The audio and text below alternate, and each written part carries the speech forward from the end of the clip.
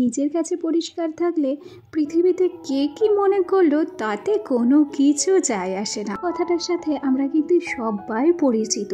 কথাটা শুনতে তো বেশ ভালো লাগে, বেশ মোটিভেশন পাই এই কথার দ্বারা।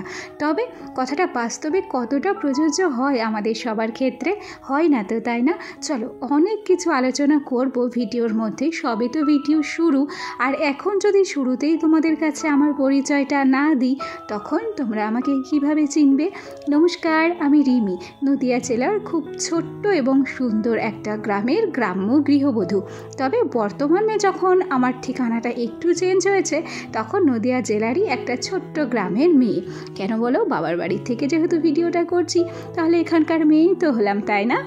আচ্ছা চলো, বলো কেমন আছো সবাই? আশা করছি সবাই খুব ভালো আছো, আর আমরাও ভালো আছি গো।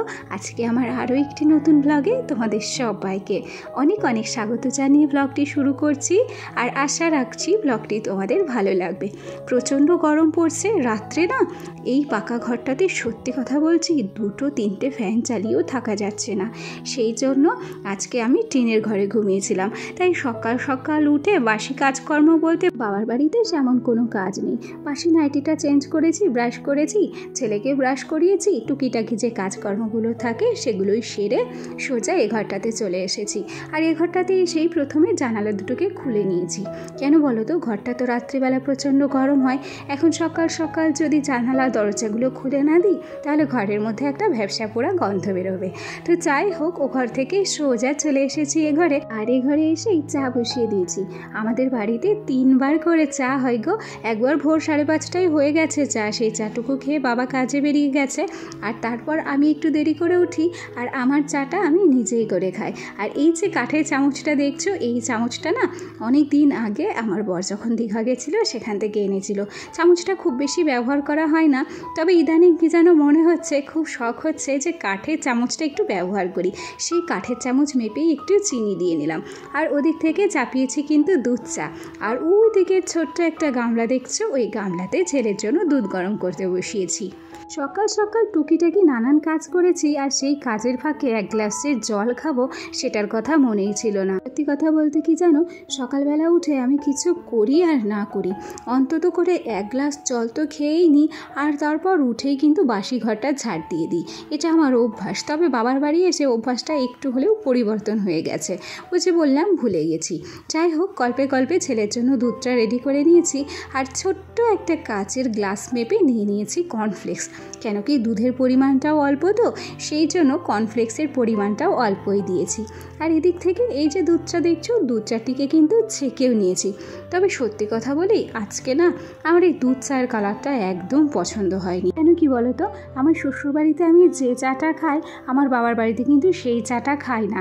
সুতরাং ওই চাটা খেতে খেতে আর ওই চায়ের কালারটা আমার দেখতে দেখতে এই চায়ের কালারটা কেমন যেন কাচে কাচে লাগছে, খুব অচেনা অচেনা লাগছে চাটাকে। যাই হোক চলো, চা তো চাই হয়, আর যারা চা ভালোবাসে সেই চা যেমনই হোক না কেন 3-4 কাপ কিন্তু খেয়েই নেয়।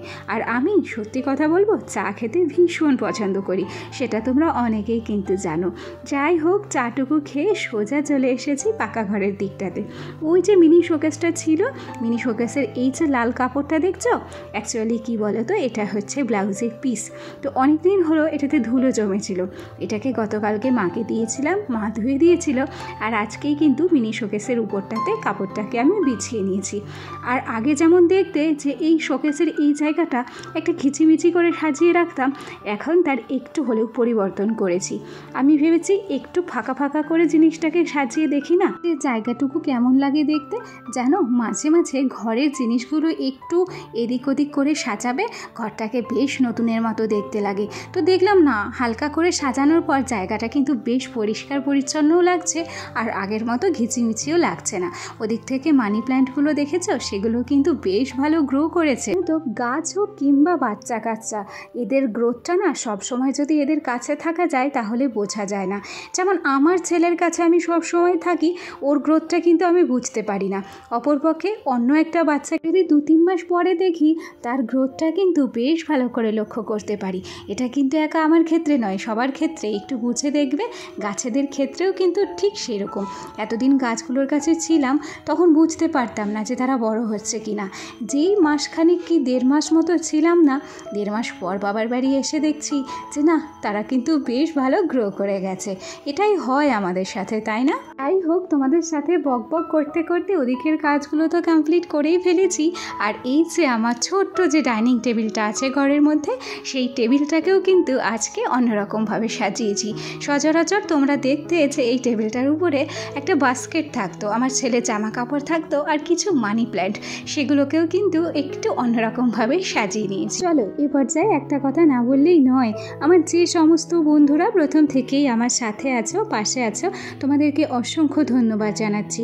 আর আমার যে সমস্ত নতুন বন্ধুরা আজকে আমার ভিডিওটি প্রথম দেখছো, যদি কোনো কারণে আমার এই ছোট্ট ভিডিওটির কোনো একটা অংশ তোমাদের ভালো লেগে থাকে তাহলে অবশ্যই করে একটা লাইক করো, কমেন্ট করো, আর চাইলে আমার এই ছোট্ট পরিবারের একজন মিষ্টি সদস্য হয়ে আমার পাশে থেকে যেও। যাই হোক, সে কথা বলতে বলতে আমার বাস্কেট ব্যাগটাকেও কিন্তু আমি ঠিক একটা জায়গাতে গুছিয়ে রেখেছি।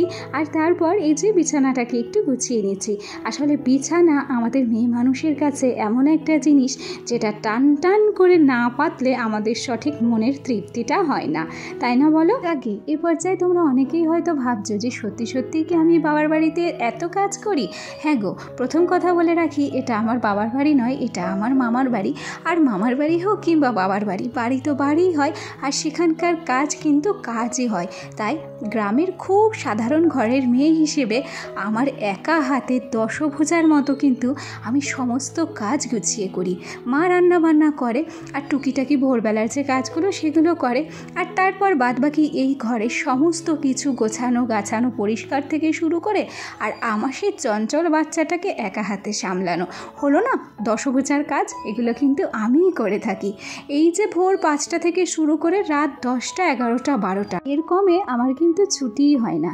এর মাঝে কিন্তু কাজ করতে করতে বিরক্তিও লাগে, আবার খারাপও লাগে, কিন্তু কিছু করার নেই গো, সব কিছু সামলে এভাবেই আমাকে চলতে হয়। তবে এতটা কষ্ট হতো না যদি আমার বাচ্চাটা এতটা চঞ্চল না হতো। আমি খেয়াল করেছি জানো, বয়স আন্দাজে আমার ছেলেটা অতিরিক্ত চঞ্চল গো, সেই জন্য আমি কোনো কাজ করে শান্তি পাই না। যতবার কাজ করতে আসি কাজ ফেলে ফেলে কিন্তু তাকে আমাকে সামলাতে যেতে হয়। আর আমার ছেলেটা সত্যি কথা বলি, যখনই আমাকে কাজ করতে দেখে তখনই এসে কাজগুলো বিগড়ে দেওয়ার চেষ্টা করে।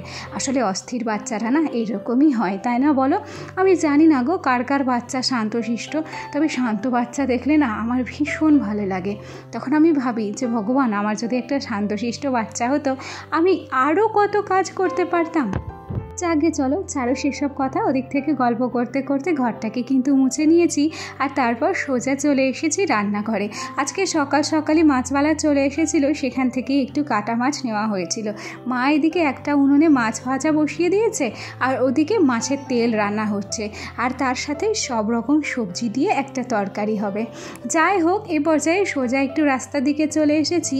আর আমার ছেলে তার বদদালানের সাথে রাস্তায় কিন্তু সাইকেল চালাচ্ছে, তবে খুব সাবধানে তাকে কিন্তু রাস্তায় রাখা হয়েছে, কেন কি গতকাল বিকেলে আমার ছেলে একটা মোটরসাইকেলের সামনে লাফ দিয়েছিল, একটুর জন্য আমরা রেহাই পেয়ে গেছি জানো।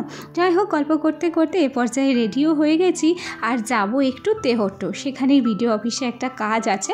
তবে কি কাজ এখন বলবো না, যখন সাকসেস হব তখন তোমাদেরকে জানাবো।